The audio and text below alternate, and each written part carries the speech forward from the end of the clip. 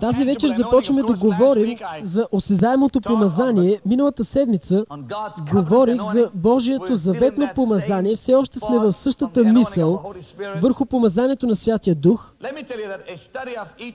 Нека да ви кажа, че изследването на всеки Божи човек в Словото ни открива, че всеки един от нас има помазание от небето. В Изход 31 глава, 2 стих, Библията казва, че един човек, който се казваше Веселеил, беше помазан, за да помогне в построяването на шатъра. Така че Фред отиди там и прочети 2 стих. Виж, аз повиках на име Веселил, синът на Урия, Оровият син от Юдовото племе, и изпълних го с Божия дух в мъдрост и в разум, в знание и във всякакво изкуство. Добре, този човек беше помазан, но не беше служител. Ако мога така да се изразя, той беше мирянин. Но въпреки това беше помазан. След това, ако погледнете 6 глава на Деяния, 3 стих, Деяния 6.3, ще видите, че Бог сега помазва друг човек. Виждаме, че помазанието се дава не само на служители, но и на обикновени миряни. Ние си мислим, че Бог помазва само проповедниците. Имам новини за вас. Бог помазва светиите. Ние всички сме помазани, само че за различни работи. Различни дела. 6 глава, 3 стих казва какво, Фред? И така, братя, изберете измежду вас 7 души с одобрен характер, изпълнени с духът и с мъдрост, които да поставим на тази работа. Тук виждаме повече миряни помазани чрез духът, но Павел, апостолът, по-късно в Деяния, беше помазан от Святия Дух. В 9 глава на Деяния беше помазан от духът на Бог да стане служител на Евангелието. Когато Исус го срещна, Библията казва, когато той пътуваше в Деяния 9.4, той падна на земята и чу глас, който му каза: Савле, Савле, защо ме гониш? По-късно виждаме този човек как стана мощен помазан служител на Евангелието. 17 стих: и тъй Анания отиде и влезе в къщата и каза на Савел, като положи ръцете си: брате Савле, Господ ме изпрати същия Исус, когато ти се яви по пътя, по който ти идваше, за да прогледаш и да се изпълниш със Святия Дух. По-късно виждаме, че той стана мощен, избран съд. В 15 стих Бог го казва това. Деяния 9.15, Бог му каза: иди, защото той ми е съд избран, за да разгласява моето име пред народите и царе и пред израелтяните. Тук виждаме две различни помазания. Едното дойде върху човек, който помагаше за построяването на шатрата. Също нещо видяхме в 6 глава на Деяния, където Бог помаза за работата миряни, и виждаме и в Деяния 9 глава апостол Павел. Но нека да повторим, Бог не помазва само служителите си, само проповедници, Той помазва светиите си. Всеки един от нас има различно помазание за различна работа. И нека да ви кажа това, че Бог няма да приеме вашата работа за Него, каквото и да е, без да сте помазан. В 1 Царе, 13 глава, 9 стих, ще обърнете ни там, ще ви прекарам през много стихове. 1 Царе, 13 глава, започвайки от 9 стих, ние виждаме един човек на име Саул, който нямаше помазанието за специалната работа, която той направи. 13.9 казва: донесете тук при мен всеизгарянето и примирителните примуси, и той принесе всеизгарянето. А щом свърши принасянето на всеизгарянето, ето Самуил дойде и Саул излезе да го посрещне и да го поздрави. А Самуил каза: какво направи ти? И Саул каза: понеже видях, че хората се разпръскваха от мене и че ти не дойде на определеното време, а филистимците се събраха в Михмас. Всички знаете, че той беше отхвърлен от Бог. Бог отхвърли Саул. Защо? Чуйте това. Поради една причина, една единствена. Той се опита да бъде свещеник, когато не беше. Той се опита да бъде свещеник, когато беше цар. Същото нещо се случи с Озия във 2 Летописи 26 глава. Библията казва, че той се опита да стане свещеник. Но ти не можеш да бъдеш свещеник, ако не си свещеник. Не трябва да служиш като такъв, ако Бог не те е помазал да бъдеш такъв. Тук Саул се опита да бъде това, което не е и което не е призован да бъде. Той се опита да принесе жертва, но Бог каза, аз не съм тук в нея. Така че ако ти не си помазан в тази позиция, не смей да го правиш. Бог ще те отхвърли, ако няма помазание върху теб. Кажете, помазанието е върху мен за служение. И между другото, във 2 Летописи 26:18 може да, когато се приберете да го прочетете, но когато човек се опита да бъде свещеник и не е призован да бъде свещеник, Бог го обърна на прокажен. Никога не правете това, което Бог не ви е призовал да правите.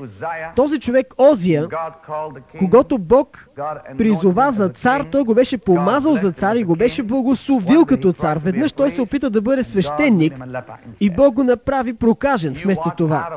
Когато ви излезете от това призвание, ще станете прокажен. Проказата винаги идва върху тези, които излизат от призванието си. Бог ми проговори преди години и каза, твоето помазание се намира в твоето призвание.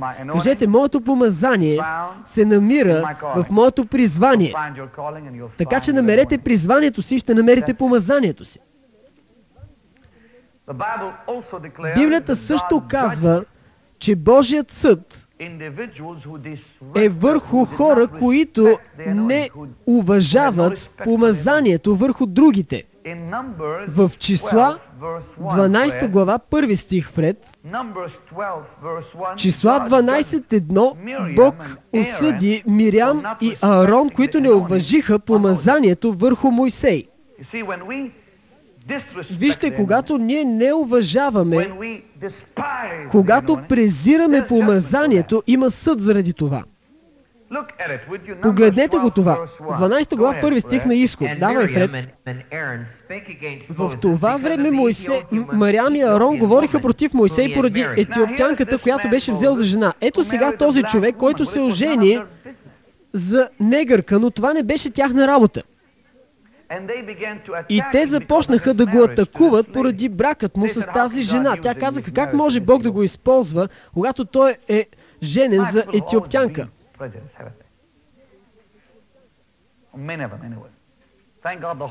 Слава на Бог, че Святия Дух ви освободил от тези неща. Така че те го раздразниха, понеже се раздразниха те самите заради това и Бог почти не ги унищожи, ако не беше Моисей се помолил за тях. Прочети по-нататък Фред. Само чрез Моисей ли говори Господ? Те казаха, хей, мислиш ли, че Бог те използва само тебе? Не говори ли чрез нас? И Господ чу това. А Моисей беше човек много кротък, повече от всичките човеци, които бяха на земята. И веднага Господ рече на Моисей, на Арон и на Марям: излезте вие трима към шатъра за срещане. И те излязоха и тримата. Тогава Господ слезе в облачен стълб, застана пред входа на шатъра и повика Аарон и Марям, и те двамата излязоха. И той каза, слушайте сега думите ми, ако има пророк между вас, аз Господ ще му стана познат чрез видение, на сън ще му говоря. Но слугата ми Мойсей не е така поставен, той, който е верен в целият ми дом. С него аз ще говоря уста с уста, ясно, а не загадъчно, и той ще гледа Господният образ. Как проче не се обояхте вие да говорите против слугата ми Мойсей? И гневът на Господ пламна против тях и той се отиде. Сега нека да спрем тук само за секунда. Ето тук има някой, който каза, Мойсей, кой си мислиш, че си ти? Ти полагаш ръце на болните и аз мога да полагам ръце на болните. Ти си мислиш, че си някой специален, понеже си Мойсей? Аз имам новини за теб, аз също имам помазанието, както и ти. И те започнаха да презират помазанието върху Мойсей. да не го почитат. Ако вие не почитате и не уважавате помазанието върху някой, ще загубите вашето собствено. И когато Аарон и сестра му, Мариам, започнаха да не уважават помазанието, да го презират и да го обвиняват, Бог направи нещо, което беше страшно. Вижте какво стана. И се оттегли облакът от шатъра. Ето, вижте какво стана. И ето, Мариам беше прокажена. Сега спри тук. Погледнете ме. Когато човекът наречен Озия излезе от призванието си, той стана прокажен. Това е Второ летописи, 26 глава. Когато излезете от призванието си, това ще ви донесе до проказа и това е символ на грях в Библията. Ако излезете от помазанието си, ще влезете в грях. Всеки човек, който излиза от помазанието си, ще влезе в грях. Причината защо някои са влязли в грях е защото те са излязли от помазанието си, започнали да се да вършат неща, които Бог никога не ги е призовавал да правят. Ако вашето призование е да бъдете пастир, не отивайте да правите нещо друго. Ако ти си призован да учиш върху едно нещо, не бъди пророк на всички, да се опитваш да оправиш всичко. Ако си призован да правиш едно нещо, не си мисли, че си Бог и не ставай съдията над тялото на Христос. Където Бог те е призовал да седиш, там стой и не мърдай оттам, защото всичко около тази позиция е грях, проказа. Има проказа отвъд призванието. Озия излезе от призванието си и стана прокажен. Мариам и Аарон излязоха от призванието си и Бог каза, вместо това ще стане прокажена Мариам. Не се опитвайте да бъдете Моисей, ако не сте.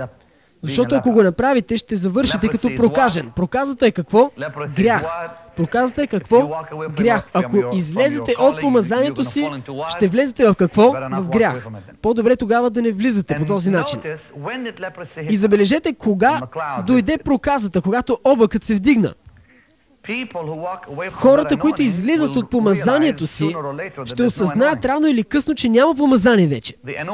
Помазанието се вдига, когато вие започвате да излизате от мястото си в Бог. Ще кажеш,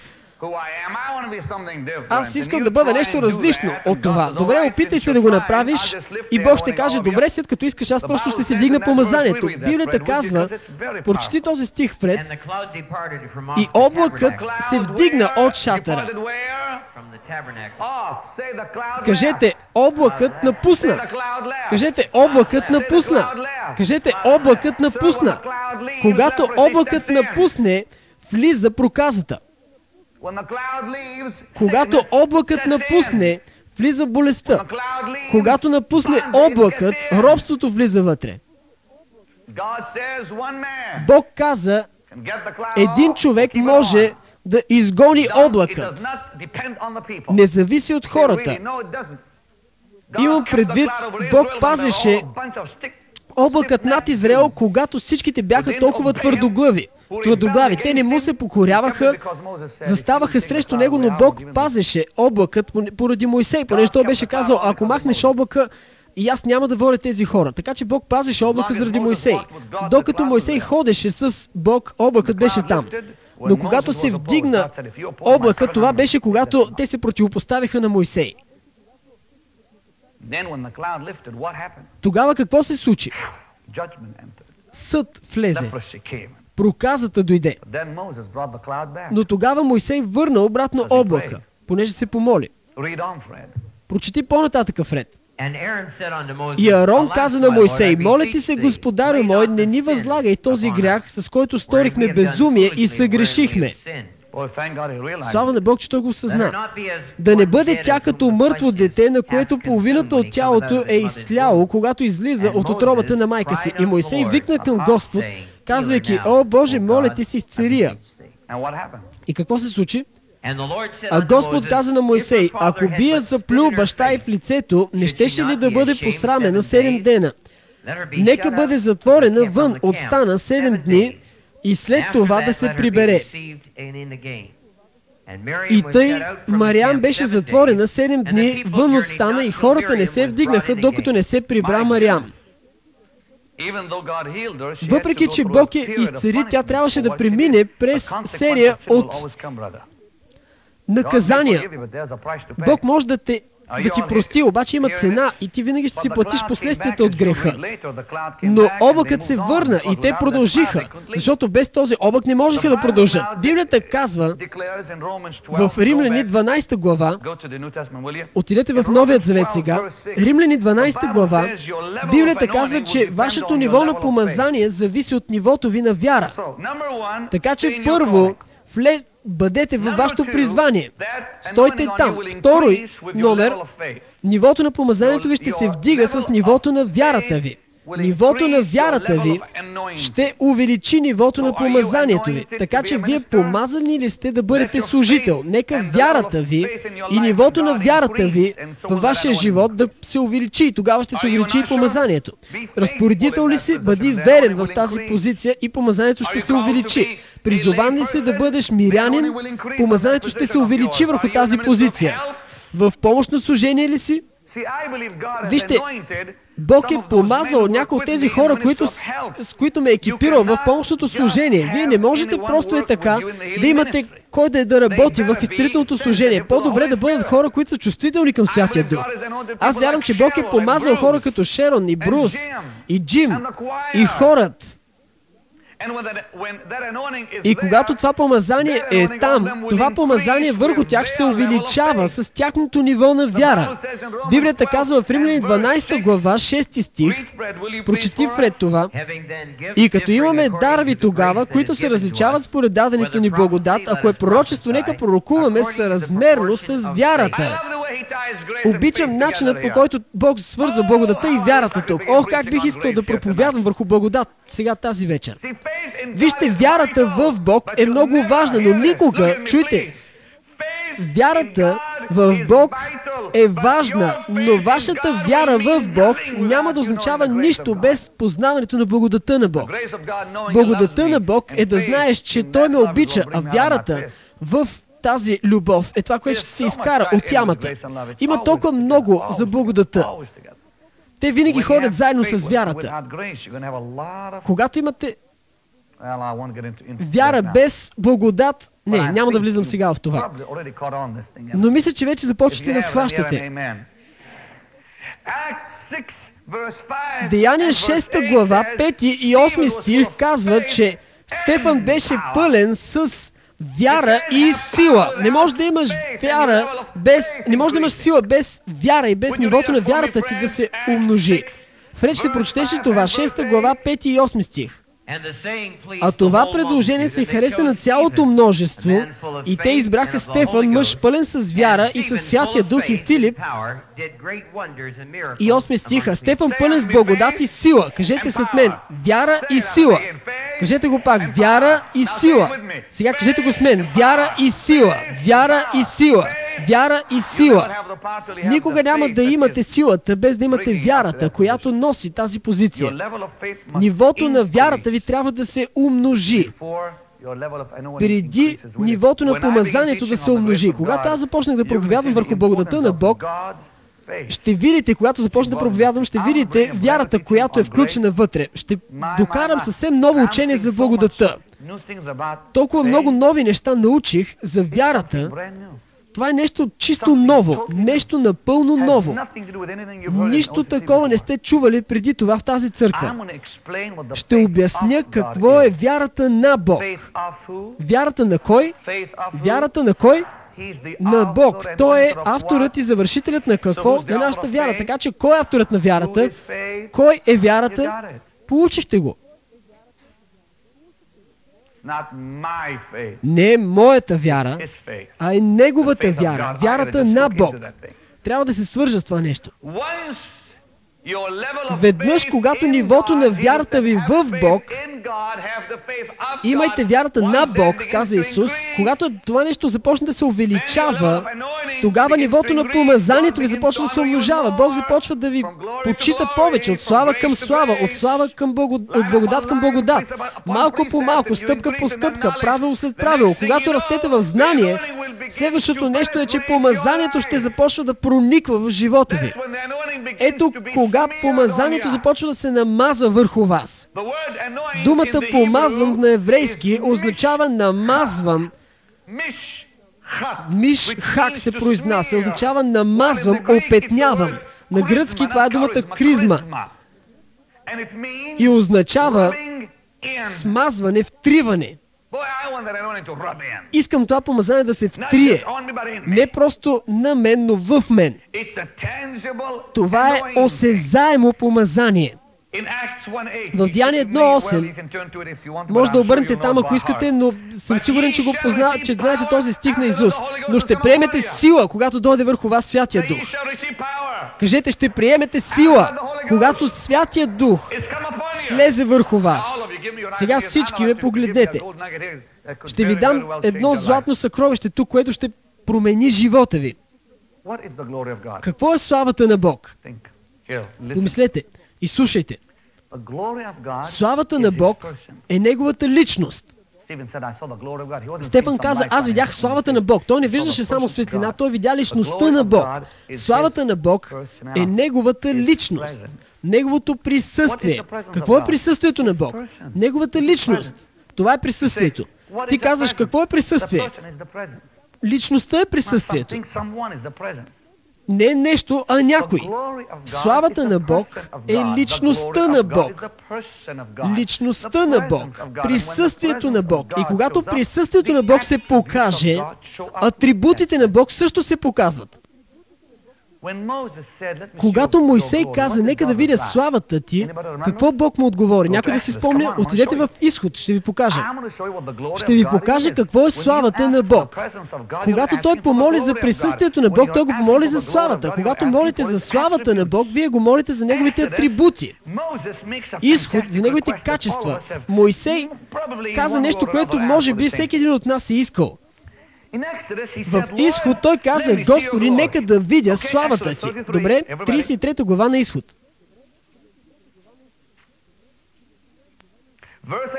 18 стих.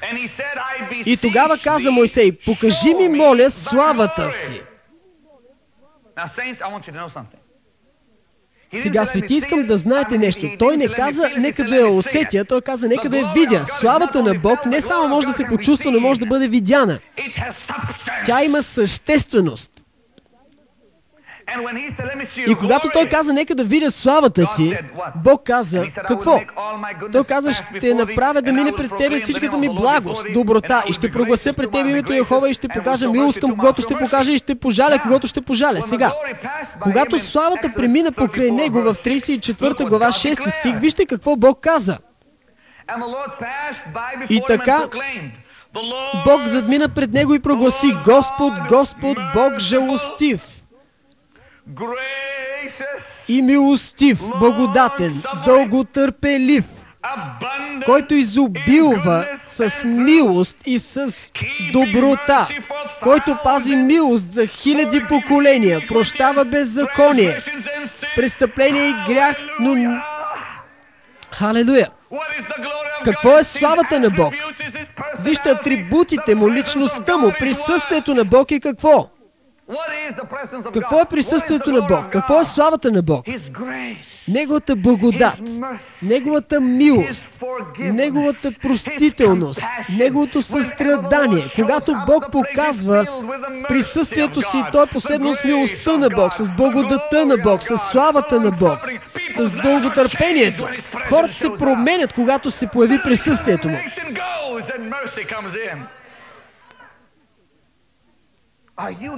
Слушате ли? Този стих описва какво се е случило през последната година. Аз съм видял ново зрение, нова гледка. Бог ми е показал.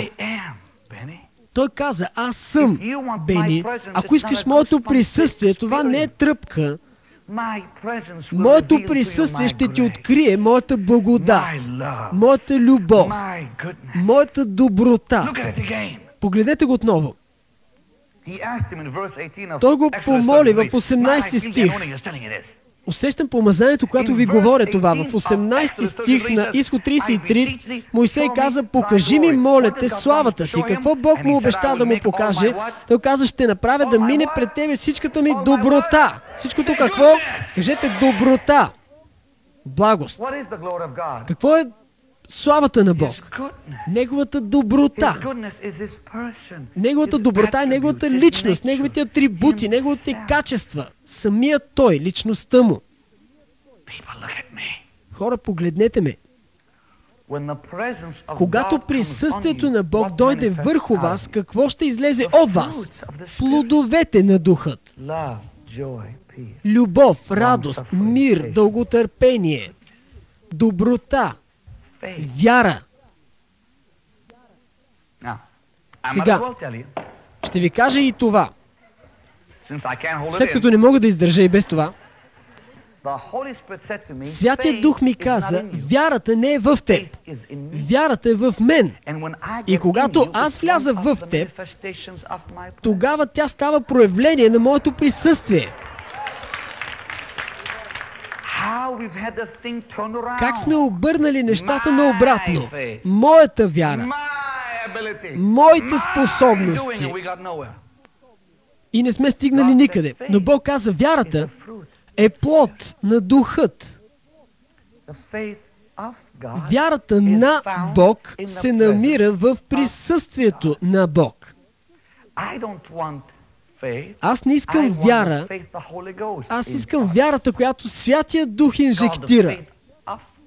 Това е вярата на Бог. Вярата не идва, когато аз я напомпвам. Тя идва, когато аз се предавам на нея. По-добре да се предавам, отколкото да работя и да я изпомпвам. Аз не искам да я отхвърлям, аз искам да я получавам. Искам тя да ме облече отвътре навънка. Вече няма нужда да моля и да викам и да агонизирам и да се опитвам да убедя Бог да задвижи ръката си. Той се опитва да ме задвижи, за да мога аз да задвижа мен. Надявам се, че схващате това. Какво ние сме се опитвали? Какво ние сме направили? Ние сме го виждали като една груба, нежелаеща личност. Като че ли трябва да го насилим, за да направи нещо за нас. Да му огънем ръцете. Няма нищо общо с това. Точно обратното е. Той е този, който дава. А моята глупост е тази, която ме е пазила от това да получа. Слава на Бог за това, което е направил вътре в мен. Аз се моля да го направи и вътре във вас. Крайна страна А, моля, обърнете страната без да превъртате. Обърнете страната без да превъртате.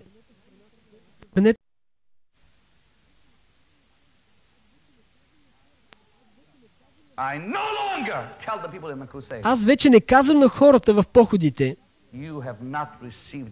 не получи изцелението си, защото си нямал вяра. Той е състрадателен, той е милостив, той е добър, той е благ, той е твоят небесен Отец. Нека да ви чуя как викате. Аз не викам, за да мога да го докарам него. Той идва и аз викам заради това. Това е Евангелието. Това е истинското нещо. Как може да не викате, когато видите малко дете, когато казва: не виждах, но сега виждам. Ще скачате и ще викате повече от всеки друг. Ще танцувате повече от всеки друг. Защо? Как иначе? Как ще се задържите?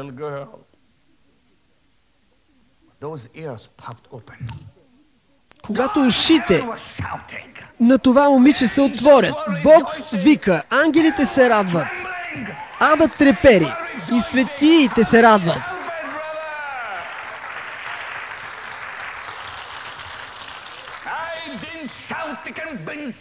Аз не съм викал, за да го убедя. Аз викам, когато съм убеден от него. О, каква славна разлика! Нека да чуе халелуя. Той каза, покажи ми славата си. Бог каза, моята слава е моята личност. Моята слава са моите атрибути. Аз съм славата. Аз съм добър. Аз съм. Харесва ми това. Искате ли присъствието на Бог? Искате ли присъствието на Бог? Искате ли славата на Бог? Ето какво ще бъде вътре във вас. Слушайте. 6 стих, 34 глава, 6 стих. Бог задмина пред него и прогласи какво? Господ, Господ Бог. Нека да го кажем. Жалостив. Кажете. И милосърден. И дълготърпелив. Който изобилства с милост и с вярност. Какво ще бъде вътре във вас? Току-що го прочетохте. Току-що го прочетохте. Казах, току-що го прочетохте. Това липса ли е? Не, това е същественост. Това липса ли е, свети? Това какво е? Исус каза, вие ще приемете сила, след като Святия Дух слезе върху вас. Бог проговори това на мен и това ми доведе живот. То унищожи неща, които трябваше да бъдат унищожени и оправи неща, които трябваше да бъдат оправени. Готови ли сте? Ето какво той ми каза. Кръщението със Святия Дух довежда моето присъствие. И първото нещо, което ще се случи, е, че плодът на Духът ще бъдат проявлени от теб. И това ще доведе силата. Слушайте, това е по този начин. Присъствието на Бог, което носи личността на Бог, идва при кръщението със Святия Дух. Вие ще приемете сила след като Святия Дух слезе върху вас. Ние сме обърнали нещата. Ние търсим дарбите, когато Бог каза, чакай. Ти не търсиш нито дарби, нито плодове. Когато аз те изпълня с мене, те са там. Ще има благодат. Ще има милост. Ще има дълготърпение. Ще има доброта. Не е просто говорене на езици, но е истинското нещо. Съдът вече е изпълнен с присъствието на Бог. И ако присъствието на Бог е там, той каза, аз съм милостив. Моето присъствие е дълготърпеливо. Славата на Бог, присъствието на Бог са неговите атрибути, качествата му. Той и качествата му са едно. Така че ако аз съм изпълнен с Духът, плодовете на Духът ще се покажат през мен първо.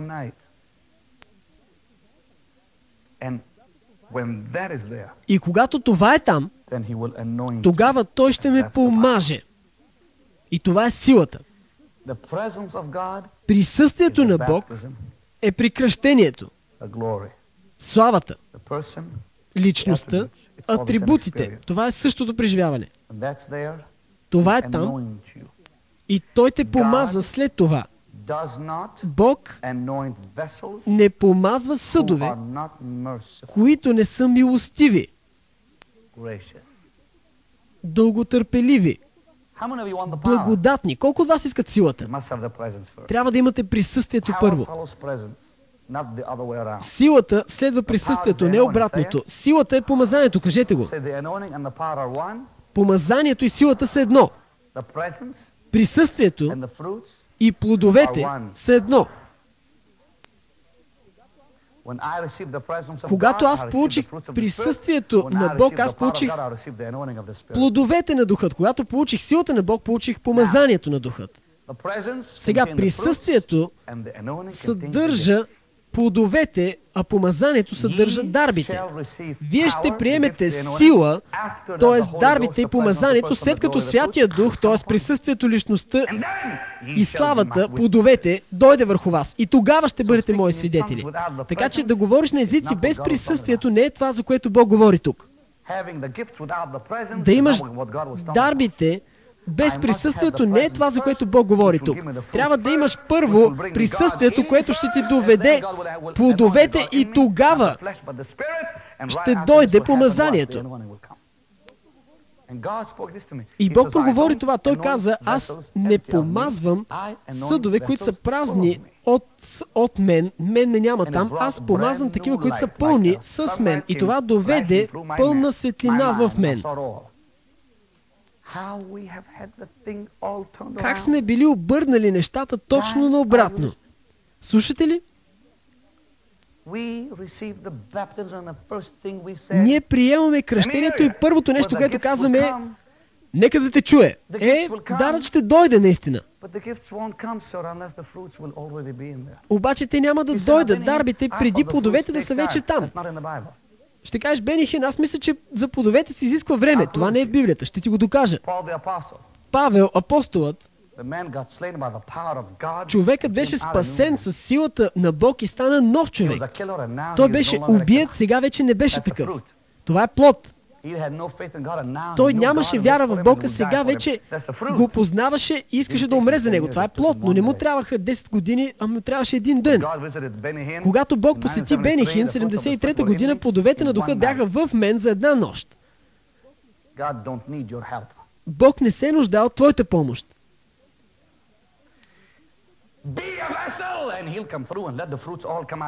Бъди съд и той ще дойде, ще те изпълни и плодовете ще излязат през теб. Един ден ще бъдеш противен стар човек, на другия ще бъдеш обичащ, благодатен, нежен. Те ще кажат, какво се е случило с теб? Бях новороден.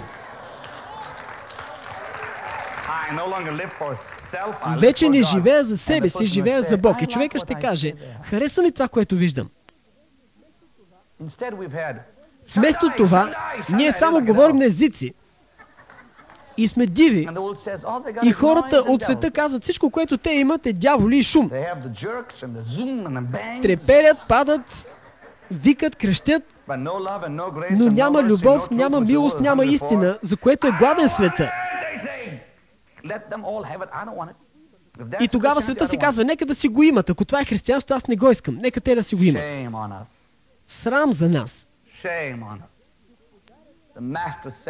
Господарят каза, нахранете гладните и New Age движението го прави. Господарят каза, облечете голия и нито един от нас, християните, не следват това. Господарят каза и светът го прави. Ще кажеш, да, но това е фалшива любов. Да, естествено, ние го знаем това.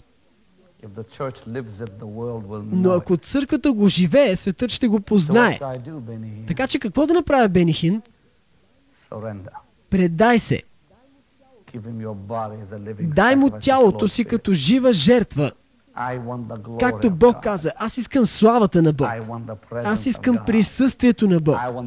Аз искам осезаемото помазание на Святия Дух. Знаете ли какво е славата на Бог? Какво означава? Гръцката дума, еврейската дума, гръцката е докса. Означава появяване, великолепие, проявление. Кажете след мен, моля ви, славата на Бог е проявлението на Неговата личност и атрибути, качества. Помазанието на Бог е проявлението на силата Му и дарбите Му. Второ Летописи, 5 глава, когато присъствието на Бог дойде, те не можеха да стоят. Второ Летописи, Фред би ли прочел това? 5 глава, 13 и 14 стих. И като възгласиха тръбачите и певците заедно, пеещи и славословещи Господ с един глас, и като издигнаха глас с тръби и кимвали и музикални инструменти и хваляха Господ, защото е благ, защото милостта му е до века, тогава домът, Господният дом, се изпълни с облак. Облакът е славата. Така, щото поради облака свещениците не можеха да застанат, за да служат, поради Господната слава, която изпълни Божия дом. Добре, спри сега. Ще ви кажа нещо. Спомняте ли си Мойсей? Присъствието на Бог, когато той беше там, лицето му светеше и той не го знаеше. Представете си, всичко, което той видя е гърбът на Бог, но лицето му светеше. И Библията казва, че ние виждаме лицето на Исус. Библията казва, когато Мойсей видя гърбът на Бог, задните части на Бог и го чу как казва, аз съм милостив, аз съм добър, лицето му толкова силно светеше, че юдеите не можеха да гледат в него. Когато вие имате свята среща с личността и с присъствието на Бог, цялото ви лице ще се промени. Сега, това е символично също. В Старият завет неговото лице наистина беше променено. В Новият завет нашият живот се променя. Нашият живот е напълно превзет от славата. Но тогава Святия Дух каза това, гледай. Той каза причината, поради която славата слезе върху него, защото той беше напълно завладян от това присъствие. И всичко, което виждаше, беше Бог. Той стана толкова, съзнанието беше толкова заето от Бог, то беше превзето от присъствието на Бог. И той видя славата, която се прояви. И Духът проговори това в сърцето ми. Той каза, ако ти загубиш съзнанието за твоята си личност и спечелиш съзнанието за Бог, Неговата личност ще се прояви чрез теб. Но ако ти загубиш съзнанието си за Бог и спечелиш съзнанието за твоята си личност, тогава твоята личност ще се прояви отвънка. И тогава аз си спомних Адам. Той загуби съзнанието си за Бог и беше съблечен от славата. И изведнъж беше гол. И беше пълен със съзнанието за своята си личност и каза, страх ме. И Святият Дух ми каза това. Страхът е първият резултат от съзнанието за личността на човека, а смелостта е първият резултат от съзнанието за Бог. Те бяха изпълнени със Святия Дух и смелост дойде. Когато ти станеш със съзнание за Бог, ти ставаш смел. Неговото присъствие е дошло и той излиза от теб. Ти ставаш със съзнание за Бог. А когато ти си със съзнание за твоята личност, ти се оплашваш. И аз си помислих, Господи, виждам го ясно. И ето какво Бог още ми каза. Библията казва във Второ летописи 7 глава 1 стих, когато Соломон свърши молитвата си, огън слезе от небето и изгори всеизгаренията и жертвите. И Господната слава изпълни дома и свещениците не можаха да влязат в Господния дом. Спрете тук. Погледнете ме всички. Моля ви, погледнете ми. Не четете повече. Във Второ летописи 5 глава, когато присъствието дойде, те не можаха да стоят. Но във Второ летописи 7 глава, когато присъствието дойде, те не можаха да влязат. Имаше увеличаване на присъствието. И какво го увеличи точно? Поклонението беше във Второ летописи 5 глава. Но кръвта беше във Второ летописи 7 глава. Жертвата. Бог каза, кръвта винаги ще увеличи моята слава. Когато кръвта е почитана, аз ще увелича присъствието си. Има сила в кръвта. С това свършвам.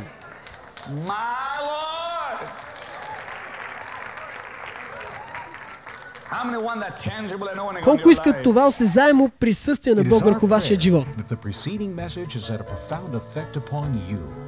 For additional copies of this tape or a catalog listing a number of life-changing messages by OCC Pastor Benny Hinn, write today to Benny Hinn, P.O. Box 90, Orlando, Florida 328020090.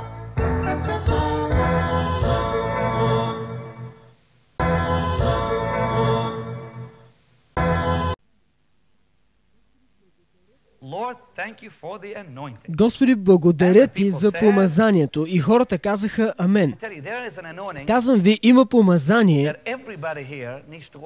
в което всеки тук трябва да ходи. И ние не говорим за нещо, което не можем да усетим или да познаем или да докоснем. Кажете след мен, помазанието е осезаемо. Можеш да го усетиш, можеш да го докоснеш, можеш да го познаваш. Много от вас хора, които седят тук в изцелителните събрания, може да са усетили топлина. Какво си мислите, че това? Може да се усетили електричество, може да сте усетили разтрисане, треперене. Буквално вие сте усетили помазанието. То е нещо, което може да усетите. То не е нещо, което си мислите, че усещате. Има някои хора, които буквално са помирисали присъствието на Бог. Знаете ли, няколко пъти аз съм имал преживявания, където съм помирисвал присъствието на Бог като нормален парфюм. Не мога по друг начин да го нарека. Присъствието на Бог. Влизал съм в събрание и съм започнал да хваля Бог. Никога няма да забравя, примерно един път бях на едно младежко събрание и докато пеехме в духа и пеехме, като че не можехме да спрем да пеем в духа, когато изведнъж този уникален аромат изпълни стаята, уникално, славно, все още си го спомням. Почти миришеше на цветя, но беше малко по-различен вид мирис. Вярвам, че когато вие се покланяте на Бог и го хвалите, нещо се случва във вашия дух. Йов 29 глава, искам да обърнете там. Ще ви върна към това, което говорихме по-преди, но Йов 29.6 казва, че Бог иска да имаме реки от масло. Реки от масло. Това е гъстото помазание, мазното, тлъстото, плътно помазание. Помазание, което не се вдига, което не ви напуска. Реки идват върху вас. Не само масло, но гъстотата на това масло. Казва се, когато измих стъпките си с масло, когато, с други думи, влязох в богатството на Божието Слово, когато измих стъпките си с масло, тогава се казва, и тогава скалата, канарата, Исус самият, изля за мен реки от дървено масло. Тук не говорим за мляко, говорим за масло. Някога пипали ли сте масло? Това нещо се залепя за ръката ви. Кой от вас го е правил? И после се вдигате ръката и той е на ръката ви. Казва се, когато аз измих стъпките си, когато живота ми беше повлиян от самото богатство на Божието Слово, вече аз не получавах малки капки, аз получавах реки, реки, реки и реки. Знаете ли какво означава това? Помазанието никога няма да ви напусне. Ще усещате присъствието на Бог ден и нощ. Ето какво аз вярвам, че Бог ви довежда, вас и мен. Постоянно присъствие. Знаете ли, вярата е това, което Бог ще почете във вас и ще ви даде повече. А ние сме били верни в малкото и Бог ще ни даде повече и повече и повече. Ще кажеш, Бени Хин, искаш да кажеш, че ти си гладен за повече. Естествено, че съм. Виждал съм повече от Божията сила последната година и половина, отколкото може би повечето живи хора на земята. Очите ми са видяли чудеса, които до този ден ме вцепеняват. Ние ви показваме толкова малко от толкова многото, което става на тези походи. Говорите за сила. Някога ние напускаме събранията напълно вцепенени. Но въпреки това сме гладни отвътре за още повече. Как може да бъдете толкова гладни? Благословени са тези, които гладуват. Никога не спирате да бъдете гладни. Никога не трябва да спирате от това. И искам да влезем сега в реките, в гъстотата на маслото. Свети и помазанието е небесно вещество, небесна съставка. Когато говорим за помазанието, не говорим за нещо, което си мислим, че е там. Знаете ли, че хора са виждали помазанието? Вие може да го видите. Ще кажеш, какво имаш предвид да го видя? Ако някога влезете в тази сграда, когато присъствието на Бог изпълни домът, вие буквално ще може да видите мъгла. Очите ви почти ще трябва да се фокусират, за да могат да видят. Като атмосферата като мъгла. Много пъти Бог ми е свидетел. Много пъти аз виждам помазанието върху хора. Аз буквално го виждам. Ще кажеш, какво виждаш? Виждам мъгла над секции. Знаете как се обръщам и казвам, силата на Бог е в тази секция. Виждам тънка мъгла над главите на хората. И тогава казвам, тук, и силата на Бог залива това място. Аз го виждам. Това не е нещо в умът ми. Буквално, физически, аз го виждам. Виждал съм това в тази зала на много случаи. Веднъж, преди няколко месеца само, аз отворих очите си неделя сутрин и беше като мъгла на цялата сграда. И Бог каза само, ти кажи думата сега и аз ще изпълня всеки със Святия Дух. И може би си го спомняте, аз казах сега и вие започнахте да крещите. Аз не го почувствах, видях го. Вие може да видите помазанието. Какво е помазанието? Помазанието е видимото проявление на Божието присъствие. Тоест силата на Бог видяна. Силата, която може да бъде видяна. Това е небесно вещество, небесна съставка. Повече от нещо, което си мислите, че усещате просто в гръбнака. Сега всеки човек усеща помазанието по различен начин. Слава на Бог, че ние всички познаваме същият Исус, но не го познаваме по един и същ начин. Всички знаем същият Бог, но го преживяваме различно. Обърнете на Еремия 5 глава, нека да ви покажа как той преживя помазанието. Ще ви покажа някои хора в Библията и как те преживяваха помазанието.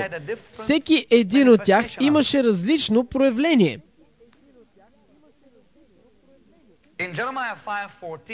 В Еремия 5:14 и 5, Фред, ще прочетеш ли това за нас? Казва се, че Словото на Бог беше в устата му като огън.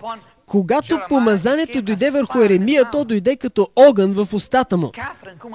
Кетрин Кулман казваше, че езикът ти е като запален с огън. Орал Робъртс казваше, че ръката му е била като запалена с огън. Аз съм чувствал в краката ми огън стотици пъти. Буквално краката ми като че ли ще изгорят. Бог ни дава различни преживявания. Всеки човек има различно проявление, така че Еремия 5:14 казва какво? Затова така казва Господ Бог на силите, понеже изговарят тези думи, ето аз ще направя моите слова в устата ти огън. Виждате ли, ето човек с огън в устата. Един друг път беше огън в сърцето му. 20 глава, 9 стих на Еремия. Но ако кажа няма да спомена за него, нито ще продумам вече в името му, тогава неговото слово става в сърцето ми като пламнал огън. Ето, сърцето му. Ще кажеш, какво искаш да кажеш, че сърцето му гори?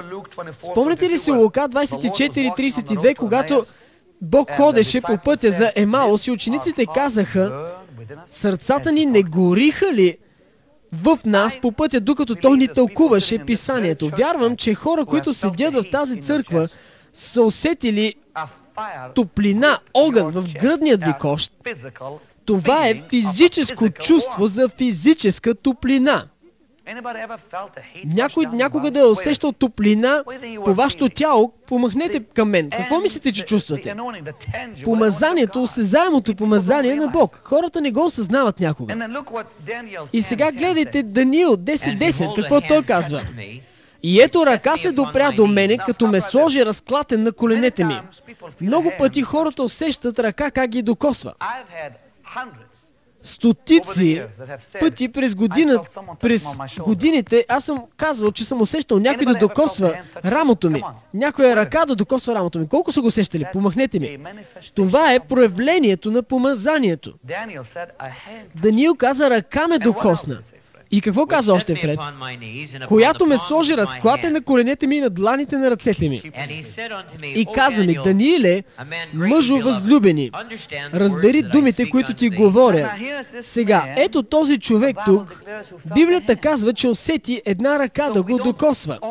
Така че ние всички нямаме същите преживявания.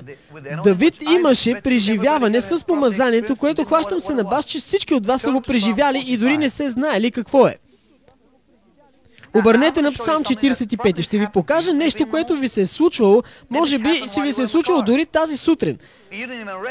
И вие не сте го разпознали дори като помазанието. Псалм 45:1. Първият ред още. говори за помазанието. Псалм 45, стих 1. Фред какво казва? От сърцето ми извира блага дума. Знаете ли какво означава извира? Означава прилива, кипва, надига се, пени се. Това е като просто не може да не започнете да пеете. Сърцето ви просто кипва, надига се с песен. Усетили ли сте някога сърцето ви така да се надига? Помахнете ми. Всеки естествено. Какво е това? Помазанието. Може да бъде огън в сърцето ви, в устата ви, в ръцете ви, или сърцето ви просто да прелива с песени, да не може да го спрете. Не може да спрете да пеете, не може да спрете да викате, не може да спрете да говорите за Исус. След това в Деяния 18 глава, 5 стих. Имам предвид тук, Давид не може да опази сърцето си от това да започне да извира. След това 18.5 Павел апостолът каза, че той беше принуден от духът си. Деяния 8.5. Вижте какво се казва. А когато Сила и Тимотей слязоха от Македония, Павел беше принуждаван от своя дух да свидетелства на юдеите, че Исус е Христос. Беше като вълна от енергия отвътре му, която казваше, чувствам го, трябва да го проповядвам. Страхът се напусна и веднага дойде смелост и енергия се излява в него. Това е помазанието. Някога вие може да усетите просто вълна от енергия върху вас и емоциите ви оживяват, умът ви става чист, вярата ви напуска и устата ви започва да говори.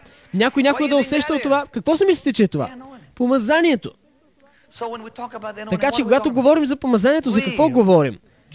За реално, божествено, осезаемо присъствие. Какво ще кажете постоянно сърцето ви да извира по този начин? Какво ще кажете ден и нощ?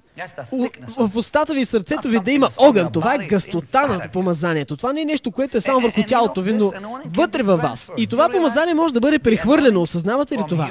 Помазанието от вас може да бъде прехвърлено. Ще кажеш, какво искаш да кажеш? Нека да ви покажа.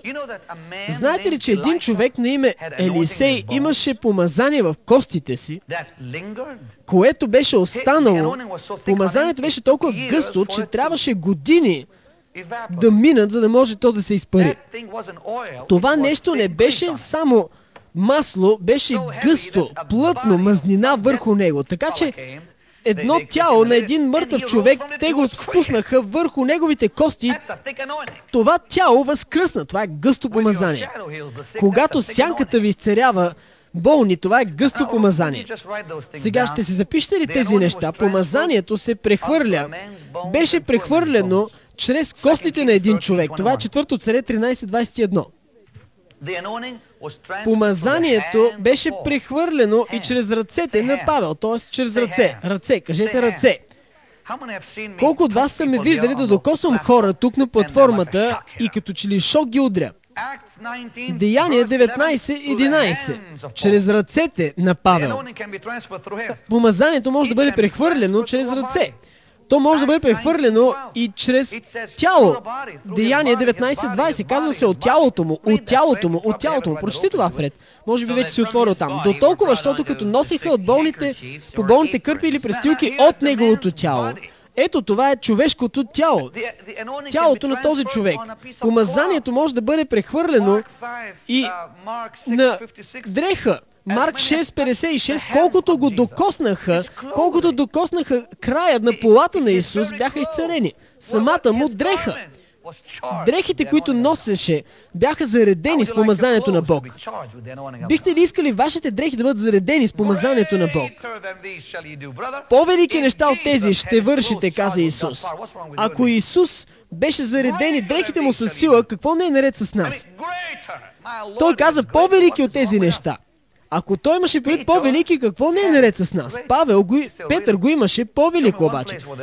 Ще кажеш, наистина ли? Покажете ми примерно едно място, където Исусовата сянка изцери болните. Бог помаза Петър по начин, по който дори самият Господ не беше преживял.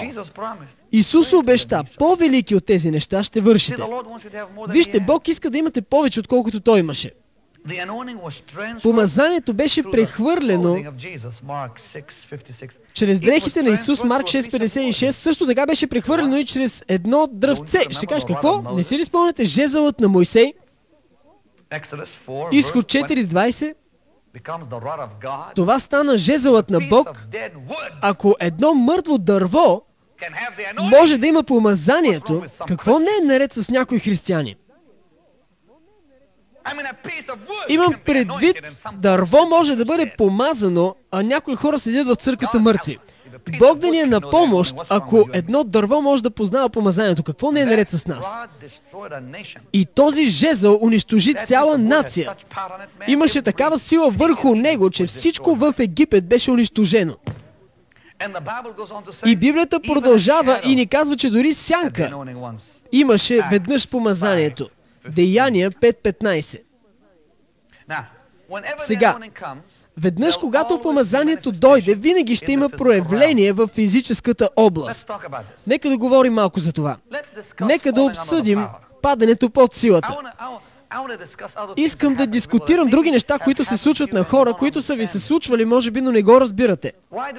Защо хората се въргалят по пода? Защо устните им започват да треперят? Някой да им се е случвало това? Добре, всичко това са проявления на присъствието на Бог и ще ви ги покажа в Библията. Нека да започнем да говорим за това. Второ Летописи, 5 глава, 14 стих. Библията казва, че когато те се покланяха и хваляха Бог, не можеха да останат прави. С други думи, паднаха на земята. Цяла църква падна под силата на Бог. Цялата църква падна, докато се покланяше на Бог. Това е осезаемото помазание.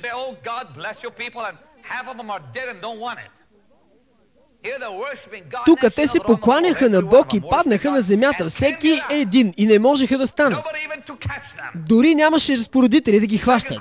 Второ Летописи, 5 глава, 14 стих. Фред, прочети това за нас. Така, щото поради облака свещениците не можаха да застанат да служат. Облакът удари мястото и всеки на това място падна под силата.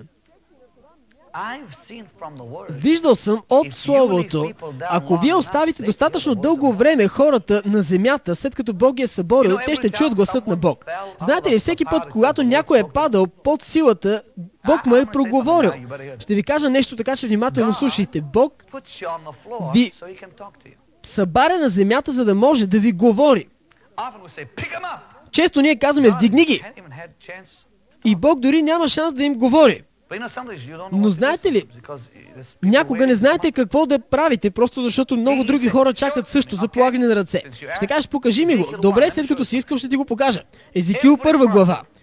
Всеки пророк от Адам до Йоан имаше преживяване под силата на Бог. Ще кажеш, Адам ли? Мога да се хвана на бас. Спомняте ли си, че когато той беше под силата на Бог, Бог му даде жена за първи път?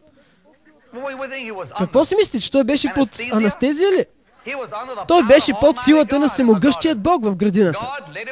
Бог го събори и го приспа. Слава на Исус! Езекил 1:28, Библията казва, че Езекил беше на пода пред Бог и Бог му проговори. Фред, ще прочетеш ли това? И когато го видях, паднах на лицето си. Когато той видя славата на Бог, той падна на лицето си. И чух глас на този, който ми говореше. Виждате ли? Вижте какво се казва дори в 10 глава на Даниил. Върни се в 10 глава на Даниил. Когато Даниил беше под силата, паднал на земята, Бог му проговори. Когато Павел беше паднал под силата, Бог му проговори. Аз се моля Бог да нокаутира някой от вас и да ви говори. Някой от вас Бог трябва да ви нокаутира, за да може да ви говори. Усещам това нещо. Даниил, Фред ще прочетеше 10 глава, 7 до 9 стих. Само аз, Даниил, видях видението, а мъжете, които бяха с мене, всички ли сте там? Колко от вас са? Кажете, там съм. Тези, които не са там, отидете там. Даниил 10 глава, 7 стих. Давай, Фред. Само аз, Даниил, видях видението. Мъжете, които бяха с мен, не видяха видението, но голям трепет ги нападна, те побягнаха да се скрият. И тъй аз останах сам да видя това голямо видение, от което не остана сила в мене, защото енергията ми се обърна в тление, то останах безсилен. Чух обаче гласът на думите ми. И като слушах гласът на думите му, аз паднах на лицето си в несвяст, с лицето си към земята.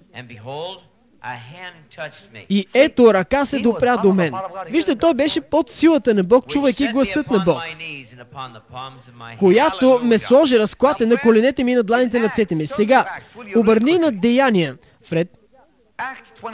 Деяния 26 глава. Наслаждавате ли се на това?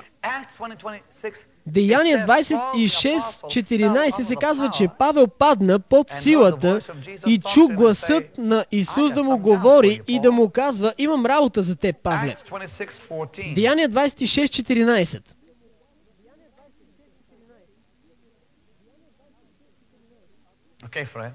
Давай, Фред. А когато паднахме всички на земята, чух глас, който ми казваше на еврейски: Савле, Савле, защо ме гониш? Мъчно ти е да риташ срещу остен. Сега, интересно е, нещо тук се случи. Вижте, в този случай, този човек беше под силата на Бог и виждаме също нещо в Деяния 9 глава. Той пада под силата на Бог и чува гласът на Исус, но има още една група от много с него, които също паднаха, но не чуха нищо. Защо? Знаете ли, че когато силата на Бог дойде върху човек и Бог има цел за това в този човек, това ще стане като преливане.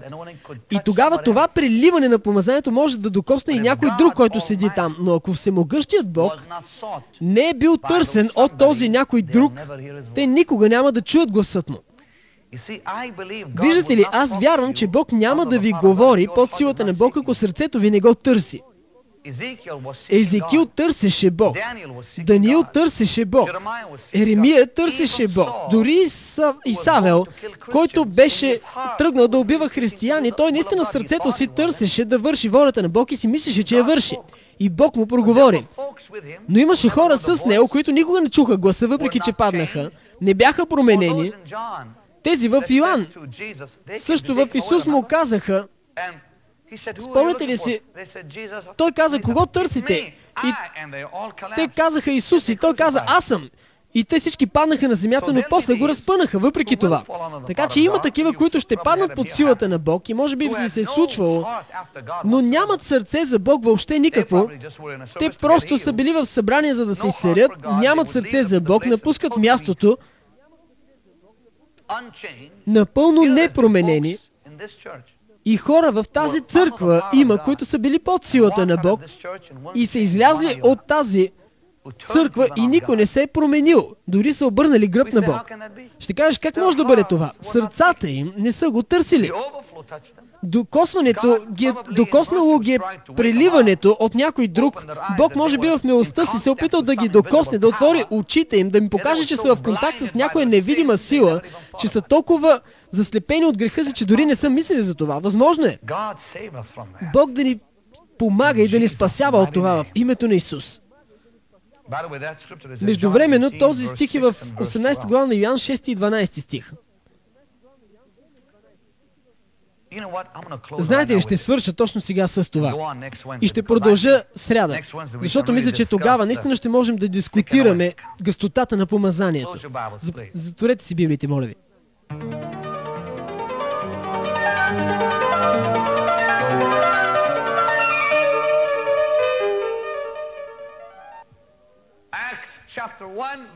Деяния 1 глава, 8 стих, Фред. Ние всички го знаем, но нека да го прочетем още веднъж. Но ще приемете сила, когато дойде върху вас Святия Дух и ще бъдете свидетели за мене, както в Иерусалим, така и в цяла Юдея и Самария и до края на земята. Забележете сега, че Господ каза, че вие ще приемете сила след като Святия Дух дойде върху вас. Нека да разберем, че силата на Бог е помазанието на Бог. И Святия Дух на Бог е присъствието на Бог. Така че Исус каза, вие ще приемете сила или помазанието, след като Святия Дух, т.е. присъствието, дойде върху вас. И тогава ще ми бъдете свидетели. Има разлика между присъствието на Бог и силата на Бог.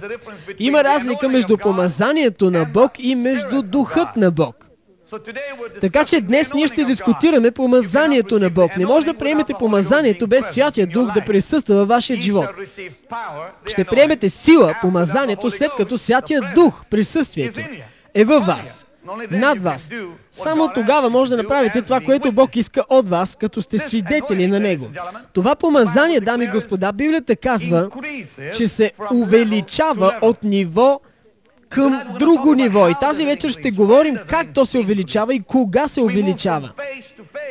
Минаваме от едно ниво на друго. Много скъпи хора, които не знаят, че Бог се движи и ви движи от ниво на ниво, стоят на същото ниво и умират в него. Някои никога не минават през първото ниво дори. Всеки тук има помазание. Ако вие сте изпълнени с Духът, силата на Бог вече пребъдва във вас и чрез вас. Може да са дарбите на Духа в действие, може би е някоя друга дарба на Духът във вашия живот. Всеки има помазание. Може да бъде първото ниво или по-велико ниво, по-висше. Но ние растем в това помазание и ето какво им предвид под растеж и гъстота на помазанието. Веднъж когато влезете в тези високи нива на помазание, вие вече не се занимавате с малки пари и малки капки от масло, но реки от дървено масло, които напълно пропиват във вашия живот. И това е като мазно тлъсто помазание. Това е към което трябва да се стремим. Ако всички дойдете с мен в Изход 33 глава, Библията казва, нека да разберем първо как Святия Дух идва в нашия живот. Много от нас не знаят как да бъдат изпълнени с Духа. Не знаем дори как Святия Дух идва. Ние си мислим, че трябва да спаднем на коленете си и да се молим, докато Святия Дух дойде. Но Духът на Бог, който е присъствието на Бог, е същото, както божествените му качества, както божествената му слава. Славата на Бог, присъствието на Бог, Духът на Бог, качествата на Бог, всичко това е едно и също нещо. Когато говорите за славата на Бог, за какво говорите? Когато говорите за славата на Бог, говорите за личността му, за присъствието му, за божествените му качества. Добре? В Изход 33 глава Моисей каза, нека да видя славата ти. Прочети 18 стих вред. Тогава му каза Моисей, моля те, покажи ми славата си. Той търсеше присъствието на Бог, личността му, славата му. Помните ли, Степан каза, видях славата. И славата не е нещо, което усещате, славата е нещо, което може буквално да видите. То е осезаемо нещо. Никога няма да забравя, когато Бог ме призова в служение. Първото нещо, което Той каза и последното нещо, което каза този ден. Декември 7, 74 година, беше 11 и нещо вечерта. Аз лежах на леглото, сцепенен от факта, че Бог беше ме използвал тази вечер. Насякъде хората падоха. Това беше първият път, когато проповядвах. Първият път. Бог освободи езика ме, сега вече говорих гладко. Бях вече вцепенен от факта, че съм изцерен. Никой не можеше да го повярва, аз също не можех да го повярвам. Силата на Бог удари това място. Аз само казах, Святи Душе, ела. Святи Душе, ела. Аз не осъзнавах, че това, което се случваше в моята спалня, ще се случи и там, защото всеки път, когато казах, Святи Душе, ела, в спалнята ми, аз падах на земята. Това се случваше всеки път, когато казах, уау, и падах на земята. Може би сте ме чували как свидетелствам, че търсех място сигурно преди да мога да кажа, Святи Душе, ела. Това е факт, наистина. Търсех си място в стаята за нещо сигурно, където да мога да застана удобно, за да може да кажа след това, Святи Душе, ела, защото винаги, когато той идваше, колената ми се прегъваха. И тогава аз на събранието си вдигнах ръката и казах, Господи, Святи Душе, ела, и отворих очите си и цялото място бяха на земята. Всички хора. Човекът, който водеше, аз бях толкова оплашен тогава, защото това ми се случваше в спалнята, но никога не съм си мислил, че хората ще имат също преживяване, когато каже ела, Святи Душе. Мислех си, че когато каже ела, Святи Душе, ще бъде единственият, който съм докоснат. Сега го казах и цялото място падна на земята. И погледнах човека, който седеше до мене, който търсеше за помощ, и когато го докоснах, той прелетя 3 метра. Това е първата вечер, когато Бог започва добре. И никога няма да забравя как се прибрах вечерта и бях очуден и вцепенен. И лежах в леглото и казах: Господи, какво направи тази вечер? Ето какво каза. Какво се случи? Той ми проговори и каза: бъди верен. Следващата сутрин, аз винаги обичам да слушам християнски програми по радиото в Торонто, Канада, преди да отида на църква. Преди това винаги пускам някой християнски канал по радиото и слушам. И станах рано сутринта, включих радиото и първото нещо, което излезе от устата на този човек, все още не знам кой е, никой не съм го чувал, никой не съм чул гласът му преди, просто включих радиото, вече беше нагласено на определена станция и първите думи, които чух от този човек, Бог би трябвало да е волил този човек да го каже, първите бяха: внимавай какво правиш със силата, която имаш. И това нещо изчезна от ефира. Моментално изчезна от ефира. Никога няма да го забравя. Внимавай какво вършиш със силата, която имаш.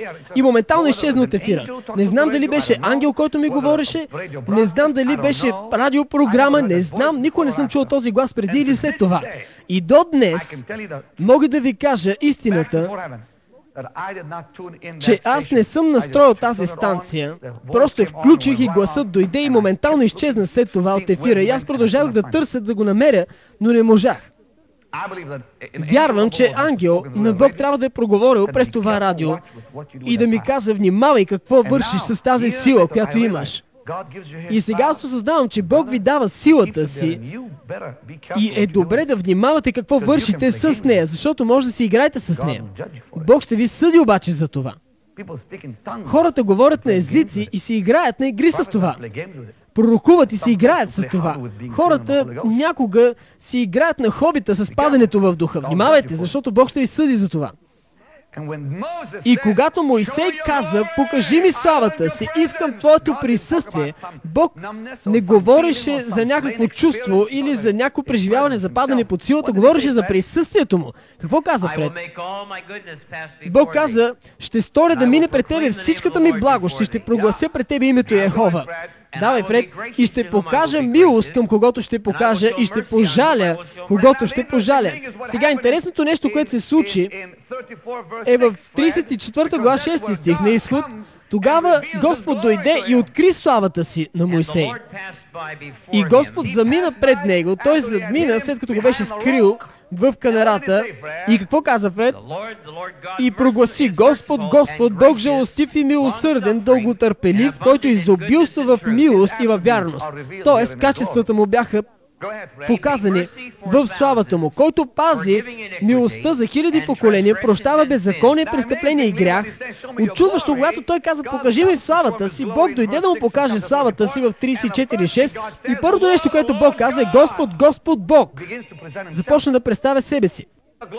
Какво е славата на Бог? Това е личността на Бог, присъствието на Бог. Качествата му, личността му. Кой е Той? Присъствието му, славата му, Святия Дух. Святия Дух е Святия Дух на Бог. Той е Дух. Исус каза: ще бъдете изпълнени с Духът, когато сте изпълнени с Святия Дух, тогава и плодовете му идват с него. Преди учех, но вече не го получавам, че плодовете идват като процес, но това не е в Библията. Имам предвид плодовете. Плодовете на Духът, че идват като процес, че е растеж, но това не е вярно. Някои библейски учители все още го получават, но не е вярно. Когато Святия Дух дойде, когато Святия Дух влезе във вас, неговите плодове идват с него. Той е радост, мир, дълготърпение, любов, вяра.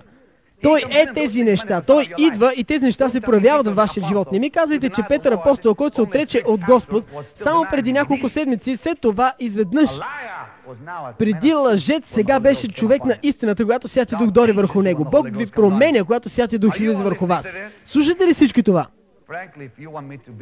Честно, ако искате да бъда честен с вас, не плодовете растат, а дарбите са прогресивни. Растат прогресивно. Бог не ви дава всички дарби наведнъж, иначе така ще се възгордете, че ще умрете. Ще бъдете като дявола. Знаете ли, казва се: не давайте нищо на новак, за да може той да не падне в същото изкушение като дявола. Виждате ли, дарбите са тези, които прогресират, не плодовете. Всичко, което е със Святия Дух, се проявява във вас, когато Той дойде. Любов, мир, радост, дълготърпение. Срещу тези неща няма закон. Така че Исус каза, вие ще бъдете изпълнени с Духа, Той ще дойде върху вас. Духът на Бог е славата на Бог, Той е присъствието на Бог, Той е качеството на Бог, Той е плодовете на Бог. Всичко това идва заедно. Когато това се случи, само тогава Бог ще се довери на вас със силата ви. Бог няма да се довери на хора за силата си, които нямат плодовете. Ще го кажа отново. Бог няма да ви се довери с силата си, освен ако първо няма плодове вътре. Как може Бог да се довери на човек без характер? Без плодовете на духа. Сега ще кажеш, Бени, какво се случва, когато духът на Бог напусне? Тогава и плодът напуска с него. И някой, когато приеме плодовете на духа, когато Святия Дух дойде върху него и тогава Бог му даде силата си, след като му се е доверил, след като го е счел за верен и тогава той влезе в някой грях и Святия Дух го напуска и плодът напуска с него, но човека остава с силата, но няма плодовете. Ето какво се случи с Саул. Той все още можеше да пророкува. Изпомните ли си, когато той беше смирен, Бог каза, когато той беше малък в собствените си очи, Бог му се довери с силата си, плодовете бяха там, човекът беше толкова смирен, че той се криеше, не искаше никой да го види. Но тогава, когато той се оттегли от Бог и от Словото му, Святия Дух го напусна, но той все още можеше да пророкува. Ето защо много ще кажат, ние пророкувахме. Но Бог ще каже, аз никога не ви познавам. Когато Святия Дух напусне, Бог казва, аз не ви познавам. Така че бъдете сигурни Святия Дух да не ви напуска. Ето защо Давид извика, не вземай духът си от мене. Най-важното желание не трябва да ви бъде за дарбите, но за присъствието на Бог във вашия живот. Защото дарбите няма да ви закарат в небето, но присъствието на Бог ще. Ако Святия Дух не е във вас, няма небе за вас. Защото Библията казва, че Святия Дух, ако не е там, вие не сте Негови. Ние не трябва да търсим дарбите, но присъствието, този, който дава дарбите, присъствието, плодът. И когато това дойде, Бог може да ви се довери с помазанието. И ето нещо, което е уникално. Погледнете Изход 34:29, ако искате, защото там се казва, че когато Мойсей видя Бог, той не осъзнаваше, че славата на Бог лъщеше, светеше, блещеше през лицето му. Той не го знаеше, давай Фред.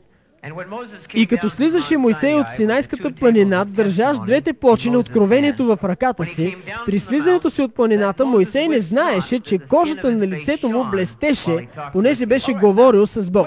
Добре, сега, кога Бог ни изпълва със славата си? Има ключ точно в този стих. Кога Бог ви изпълва със славата си? Кога ставате толкова пълен със славата на Бог, че хората да виждат присъствието му върху лицето ви? Знаете ли, че вие може да виждате присъствието на Бог върху хора? Вие може да го виждате в очите на хора? Може да го виждате в тяхното поведение и повече от това. Някой влиза, примерно, ще ви кажа нещо, слушайте. Обичах Кетрин Кулман, но само последните 5-10 години помазанието беше толкова силно върху нея, колкото беше. Тя нямаше помазанието, което имаше, когато умря, когато беше малка. Когато беше малка, млада, на мен Меги Хартнер ми каза, че на моята възраст, това е преди 15 години, на моята възраст тя каза, ти имаш много повече, отколкото Кетрин имаше на твоята възраст, когато беше на нея.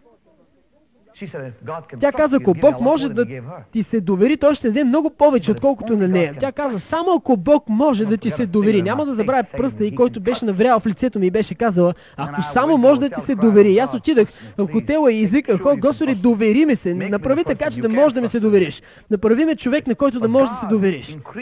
Но Бог увеличи това помазание върху нея уникално през последните години на нейния живот.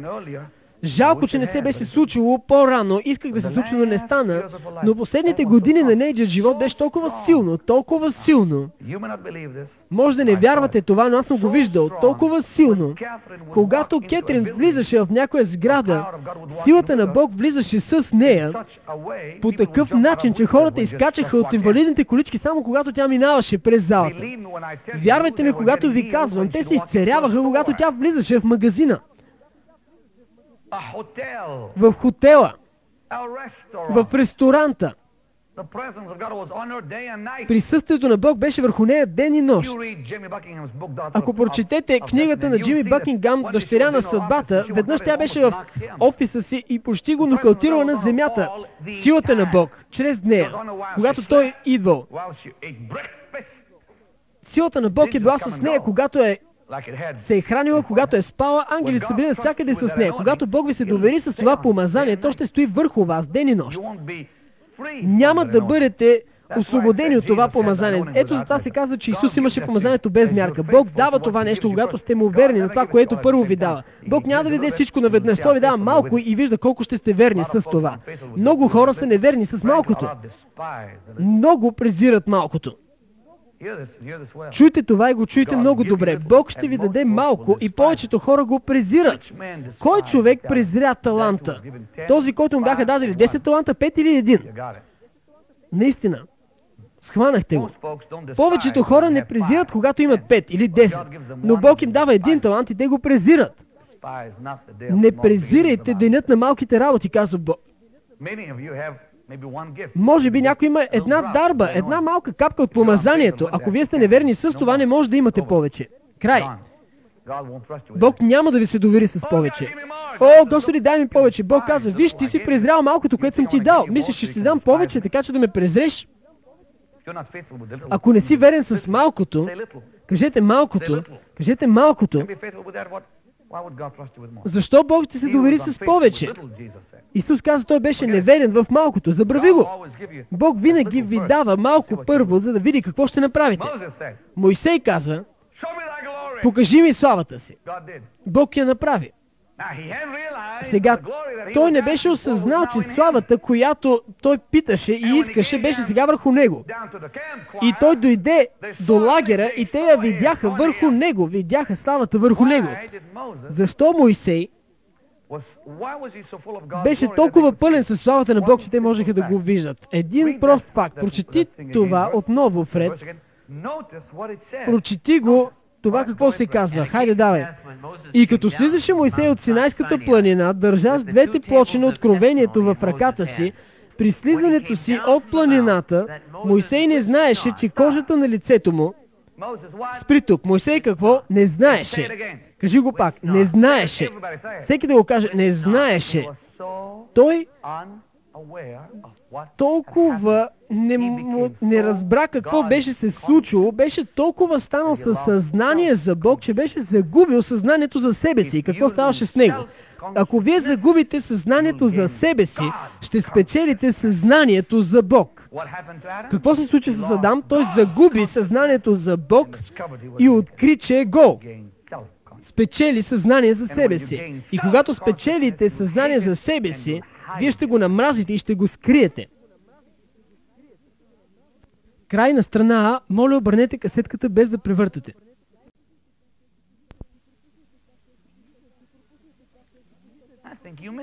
Мисля, че пропуснахте това, което току-що казах. Това, което казах е мощно, така че добре да го чуете. Чуйте го отново. Мойсей загуби съзнанието за себе си,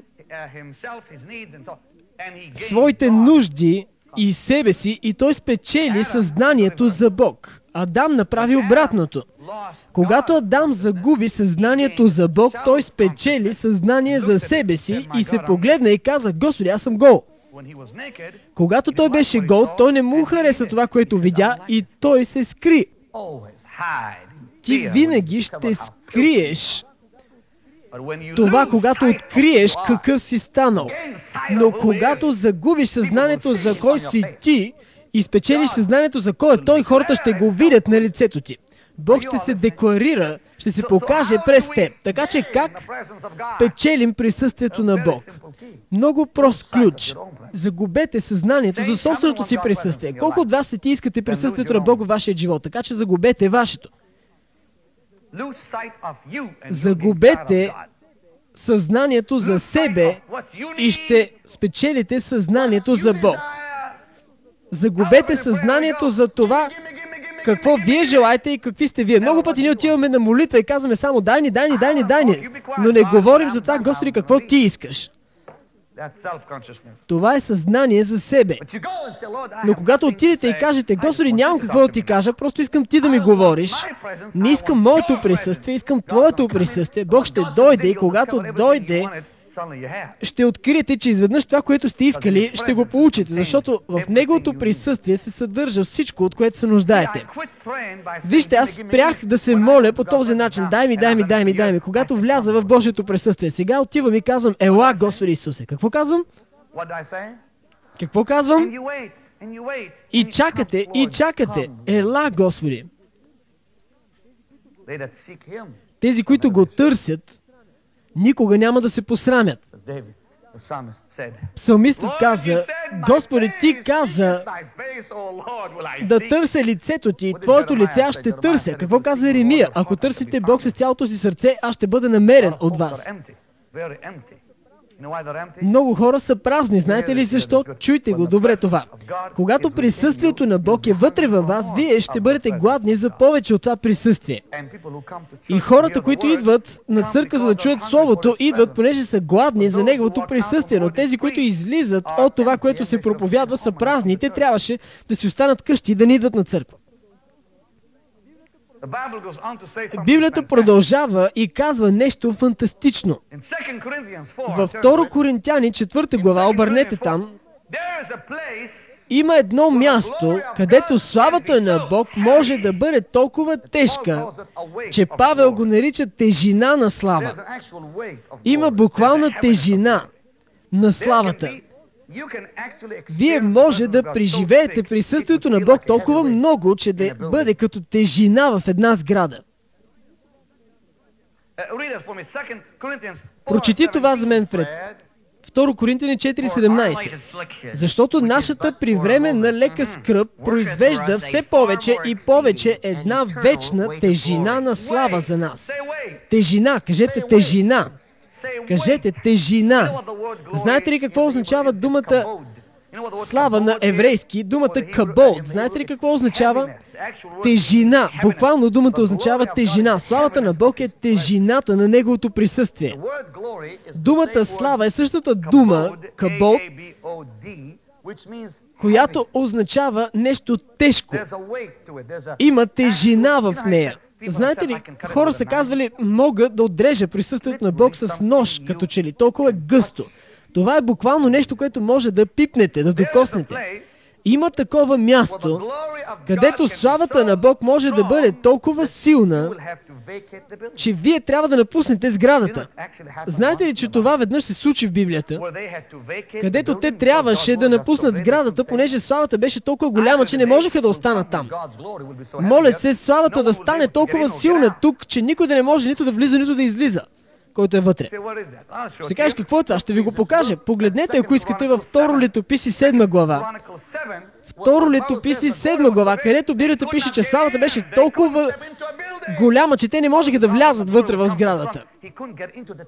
Моисей също не можеше да влиза в скинята, в шатрата, когато славата нарастваше много. Беше толкова тежка слава, че те не можеха да стигнат до мястото. Прочети това за мен, Фред. 2 Летописи 7:1.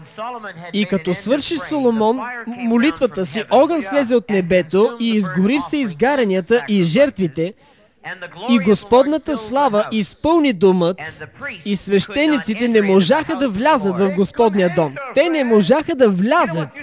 Знаете ли какво се случваше в дните на Мария Удвард Етър? Когато тя проповядваше славата на Бог, идваше толкова много, че хората били заковавани за седалките си.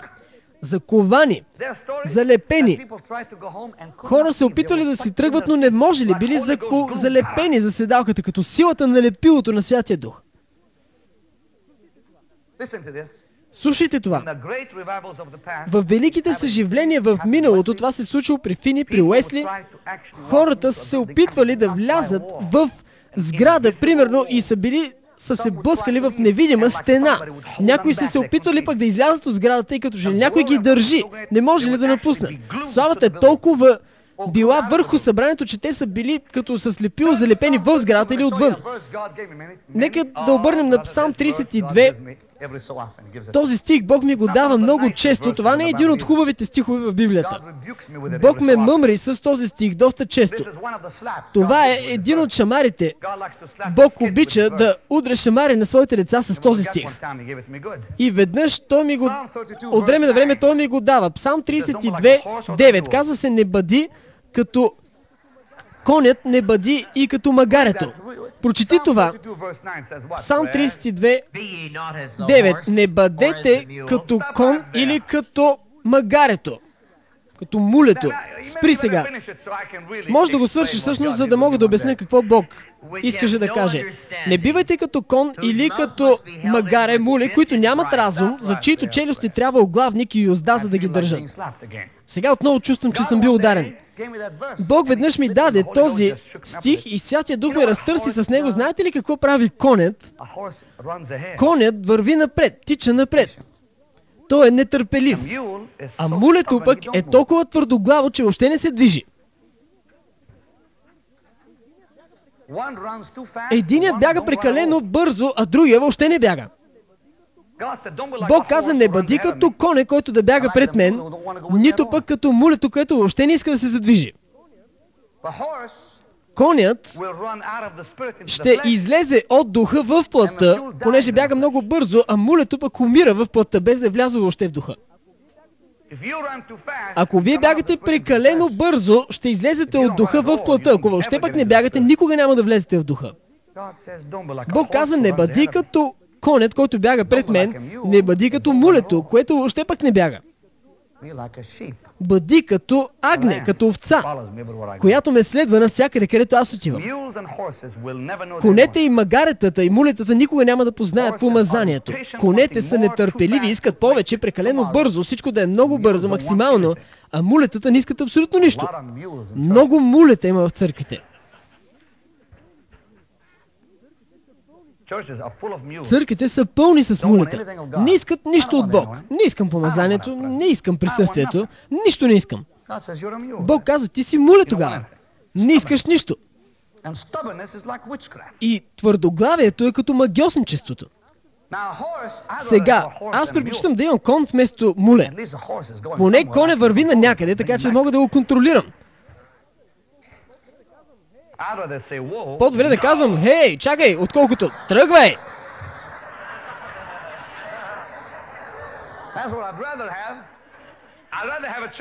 Аз съм се научил да имам църква, която е като кон. Може би да трябва да кажа: хей, чакай, църква! Чакайте още няколко дни, отколкото да имам някакво мъртво муле и да казвам: ставай, тръгвай! Не искам да натискам никой, искам да мога да задържам някой, ако трябва. Погледнете някой и му кажете: аз не съм муле. Слава на Бог!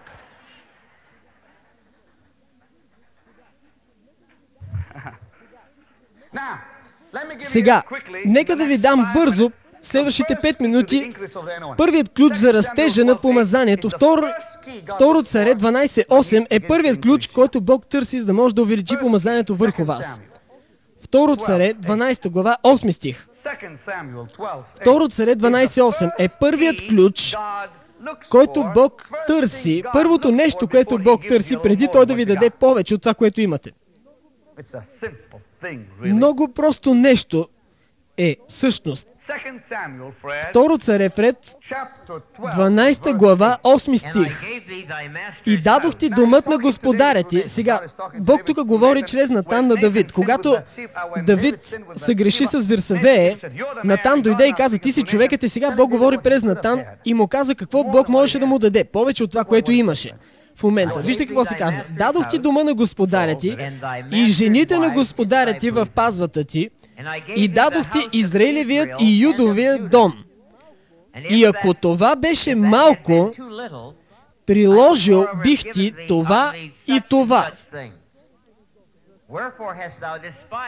Защо презря ти словото на Господ, та стори зло пред очите му? Ти порази с меч хетеецът Урия и си взе за жена неговата жена, а него ти уби с меча на амонците. Сега, Давид имаше един малък проблем. Аз ти дадох домът на господаря ти и жените на господаря ти в пазвата ти. И ти дадох Израилевият и Юдовият дом. И ако това беше малко, това съдържа ключът. Подчертайте този ред. Изглежда тук, че Давид не знаеше, нямаше представа и не оценяваше това, което имаше. Никога не обезценявайте малкото, което имате. Ако презрете малкото, ще загубите всичко. Бог каза, може би това ти беше прекалено малко. Аз щях да ти дам повече. Един човек на Бог пропусна тук, защото той неправилно използва малкото, което имаше. И това, което Бог му беше дал, Бог каза, че е малко. Представете си, всичко, което Давид имаше, и Бог каза, това е само малко от всичко, което аз имам за теб. Само малко. Господи, ти му даде царството, мястото на Саул и помазанието, и това е само малко. Бог каза, всичко, което ти имаш, е само малка капка от това, което наистина искам да имаш. Но никога не използвайте неправилно малкото. Но слава на Бог, че той имаше сърце за покаяние и каза, в грях ме зачна майка ми, не отнемай духът си от мене. И се помоли с тази велика молитва, създай, сътвори в мен чисто сърце, Боже, и обновявай правилен дух вътре в мен, желаеш дух, не ме отхвърляй от присъствието си, и поддържай ме с желаещ дух. Той казваше, Господи, дай ми желаещ дух. Така че ключ номер 1, не използвайте неправилно малкото, което имате. Пазете го. Ключ номер 1, пазете това, което имате. Ключ номер 2. Лука 24 глава. 28 стих е вторият ключ за растеж на помазанието. И приближиха селото, в което отиваха. Той се държеше, като че отива по-надалеч. Спри сега. Бог ходеше с учениците си. Синът на Бог, Исус, всемогъщият Бог, ходеше по пътя за Емаус с двама от учениците си. Той направи тук нещо, което, чуйте сега, което е уникално важно. И той го е правил много пъти и преди това. Сега, хора, елате вие двамата и вървете с мен. Карлос и Кент, елате с мен. Ние всички ще ходим. Тримата ходим и вие си мислите, че аз пътувам по този път, но когато продължаваме, вие продължавате да ходите сега. Аз в един момент ви изпитвам и затова тръгвам по този път. Другият. Те бяха достатъчно мъдри обаче, за да попитат, къде отиваш? Какво направиха Фред? Слушайте всичко това. Ето го Фред там долу. Аз те търсих, помислих си, че си грабнат. Къде е? Така че давай сега, Фред. Но те го нудеха, казвайки, остани с нас. Какво го направиха? Принудиха го. Нудеха го. Принуждаваха го. Какво го направиха? Принуждаваха го. Това е ключ номер 2. Знаете ли какво означава тази дума? Какво означава да принудиш някой? Да го принуждаваш, да го задържиш. Да го задържиш. Да не го пускаш. Представете си какво щяха да пропуснат, ако не бяха го принудили. Щяха да пропуснат откровението. Той им се откри. Много хора никога не са имали откровение за Исус, защото те не са го принуждавали, не са го спирали. Те идват в молитва и имат такова решение, че когато присъствието започне да идва, те си мислят, че Бог вече свършва с тях.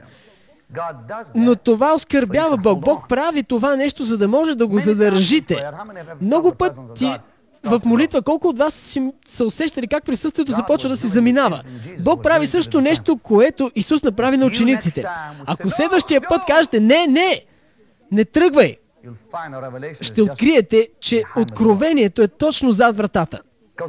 Защото това, което се случи тогава, е фантастично. Фред, прочети ни.